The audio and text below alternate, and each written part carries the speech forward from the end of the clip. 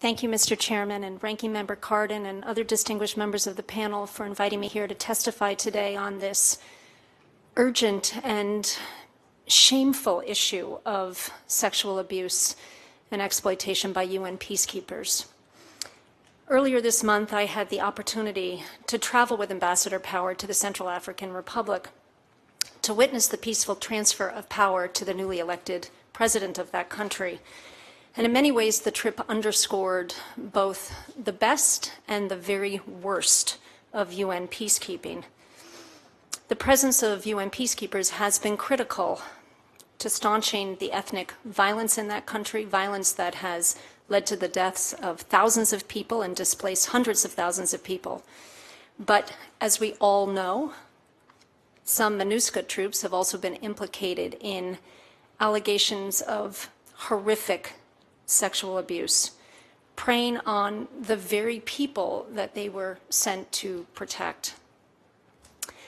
During my time in CAR, Ambassador Power and I had the opportunity to travel to Bambari and meet with the families of victims.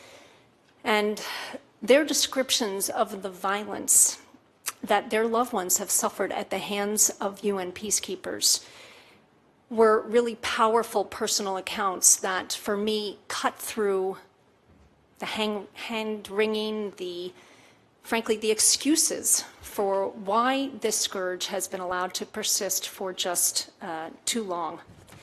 Sexual exploitation and abuse by UN peacekeepers is not a new problem. It has plagued missions from Bosnia to Haiti to the Democratic Republic of Congo to the Central African Republic. And let me read you just a short passage from an internal UN report documenting sexual abuse among peacekeepers.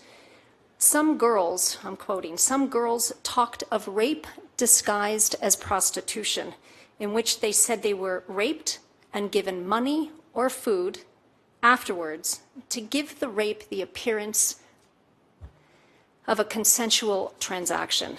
And these words, I'm sorry to say, come from the Zaid report in 2005. We know from the scope of current allegations now, more than a decade later, these very same offenses are still occurring, and despite years of UN leaders insisting on, quote, zero tolerance, a culture of impunity has been allowed to fester. When Ambassador Power asked me last year to lead our mission's efforts to establish a new paradigm for really tackling this scourge, it was clear that an unacceptable lack of transparency and accountability were at the heart of the issue.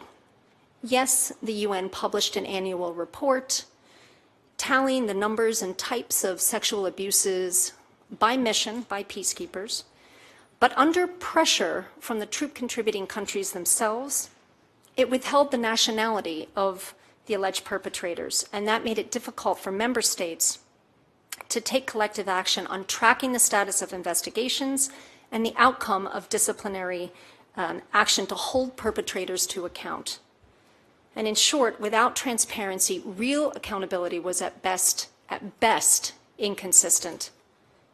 And this finally is changing. And Senator, I share your outrage on this. To look back over so many years of words, of rhetoric that has not resulted in true accountability is simply unacceptable. Last year, US-UN led negotiations in the General Assembly for what I view as a breakthrough, finally, on transparency. We gained consensus among member states to support the Secretary General in his intent to name countries in his annual report, those countries whose troops have allegations against them, a long overdue step. And as of early March this year, the UN is now reporting on its website in real time. It is posting credible allegations along with the nationality of the alleged perpetrators. And with this information, we are pursuing a comprehensive approach to track individual cases and follow up with the appropriate authorities. In March, US-UN brought the issue of sexual abuse, as you know, to the Security Council with Resolution 2272, another significant step forward for accountability. The resolution endorses the Secretary General's decision to repatriate peacekeeping units that have demonstrated a pattern of abuse, which is a clear indication of insufficient command and control. And the Secretary General is empowered to repatriate all the troops from a mission from a particular troop or police contributing country if it has not taken the appropriate steps to investigate allegations against its personnel or has not held them accountable. Our goal is to see Resolution 2272 implemented fully as a means of powerful prevention by ending once and for all the culture of impunity that has persisted for too long.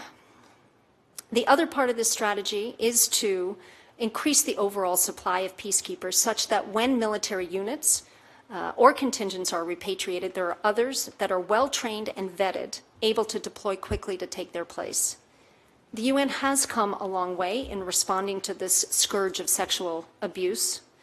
With strong support from the United States, it has built up its investigative capabilities, increased training and vetting of troops, implemented greater community outreach to increase awareness about sexual abuse, instituted penalties for offenders, and is improving victims' assistance. But clearly, given the shocking scale and gravity of the sexual abuse incidents being reported from the Central African Republic and other missions, these actions by themselves are not sufficient to address the crisis. The UN's recent commitments to greater transparency and accountability it absolutely must result in a long overdue sea change that ends impunity. Our work is not done. We continue to make it our highest priority, both in New York and bilaterally, to see perpetrators held to account and sorely lacking integrity restored to peacekeeping. Thank you.